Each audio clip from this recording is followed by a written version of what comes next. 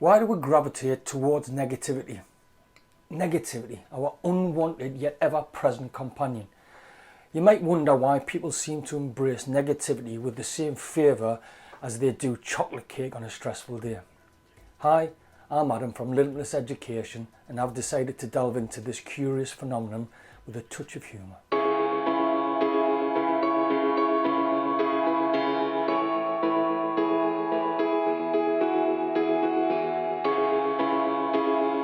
Let's explore why humans are so quick to jump on the negativity bandwagon and why understanding this tendency is crucial for our well-being. So, why do people seem to prefer negative news over positive news? Picture this. You're scrolling through your news feeds and you come across two headlines. One says, "Puppy helps elderly woman cross the street." And the other says, "Zombie apocalypse imminent, experts warn."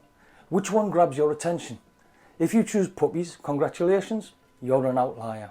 Most of us would click on the zombies. It's not that we dislike puppies, but the thought of an undead roaming our neighbourhoods is just, well, irresistible. Let's bring some pathological names to spice things up. Meet Dr. Gloom, who insists that bad news is simply more interesting. According to Dr. John Cacioppo, a pioneer in the field of social neurosciences, our brains are hardwired to survival. Negativity triggers our fight or flight response, making us more alert and attentive. It's an evolution's way of keeping us safe from saber-toothed tigers, or, in modern terms, bad news.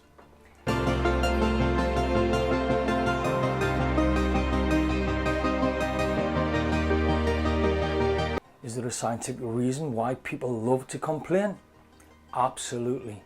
Complaining is like comfort food for the soul. Imagine a caveman sitting around the fire, grumbling about the lack of mammoth meat.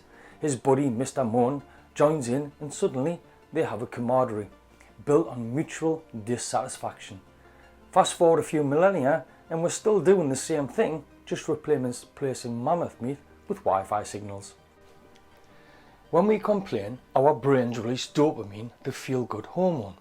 Dr. Robert Sapolsky, a neurocrinologist, explains this paradox. Complaining feels good even though it sounds bad.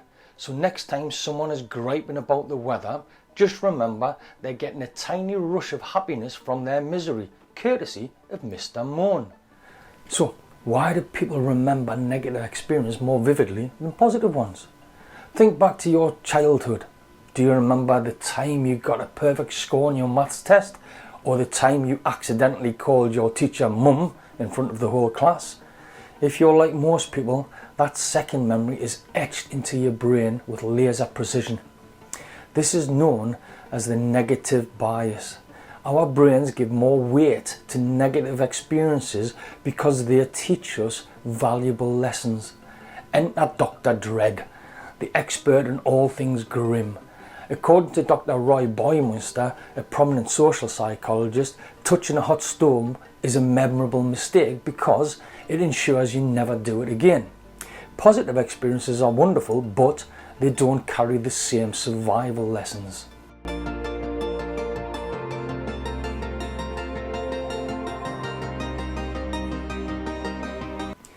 How can we shift our focus from negative to positive? The million-dollar question. The key is awareness.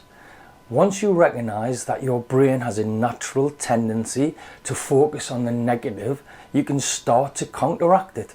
Try these tips. 1. Gratitude journaling. Every day jot down 3 things you're grateful for. It rewires your brain to look for the good in your day. 2. Positive affirmations. Start your day with a positive mantra. Something like, "Today I choose joy," can set a positive tone. 3. Surround yourself with positivity. Spend time with positive people. Their energy is contagious, and you'll soon find yourself looking on the bright side more often. So why do we need to know this? Understanding our tendency to gravitate toward negativity is crucial for our mental and emotional well-being. By recognizing this natural bias, we can actively work to counteract it, fostering a more positive outlook on life. Dr. Martin Seligman known for his work on positive psychology, emphasizes the importance of cultivating optimism and resilience. Knowing why we focus on negative helps us take intentional steps to redirect our attention towards the positive, improving our overall quality of life.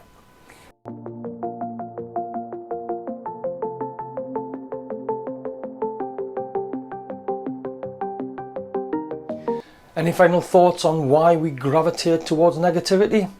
Of course. Remember this, negativity is like a mosquito bite. It's annoying, persistent and hard to ignore, but just as you can choose to apply some soothing cream and move on, you can also choose to focus on the positive aspects of life. It takes practice and a bit of humour, but let's face it, life without laughter is like cake without icing, dull and uninviting. So next time you find yourself fixating on the negative, pause, take a breath and think of something that makes you smile. Because if we can learn to laugh at our own negativity, we might just find a way to rise above it. Stay positive, take care.